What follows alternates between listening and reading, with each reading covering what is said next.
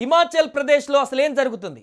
ఒకటి కాదు, రెండు కాదు, గత 10 రోజులకు పైన వరుసగా వర్షాలు కురుస్తున్న సందర్భాన్ని చూసాం.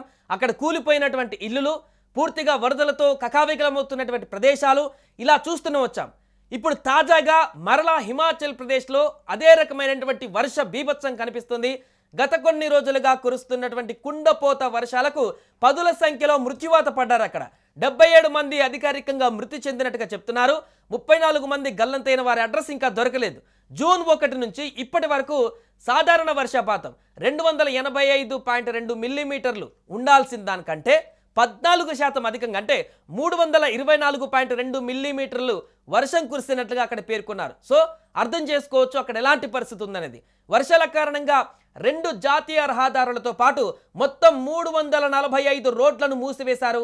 రాష్ట్రంలోని పలు ప్రాంతాలలో కొండ చర్యలు విరిగిపడి శిథిలాలు రోడ్లపైన పడడంతో వాహన రాకపోకలకు అంతరాయం ఏర్పడడంతో ఈ చర్యలు తీసుకున్నట్లుగా అధికారులు తెలిపారు. దీంతో హిమాచల్ ప్రదేశ్ వ్యాప్తంగా మొత్తంగా కూడా రవాణా స్తంభించిపోయింది. ఎక్కడి నుంచి ఎక్కడికి కూడా వెళ్ళడానికి వీలు లేకుండా రహదారులన్నీ కూడా క్లోజ్ అయిపోయాయి. దీంతో ప్రయాణికులు కానీ రవాణాకు సంబంధించినటువంటి గూడ్స్ కానీ ఏది వెళ్ళాలన్నా కూడా వెళ్ళలేనటువంటి పరిస్థితి. ఎక్కడికక్కడ వాహనాలు కూడా ఆగిపోయినటువంటి పరిస్థితి. మండే జిల్లాలో 232 రోడ్లను, కుల్లు జిల్లాలో 71 రహదారులను మూసివేసినట్లుగా రాష్ట్ర ఎమర్జెన్సీ ఆపరేషన్స్ సెంటర్ అధికారులు వెల్లడించారు. దీంతో పాటుగా 169 విద్యుత్ ట్రాన్స్ఫార్మర్లు దెబ్బతిన్నాయని అధికారులు పేర్కొన్నారు.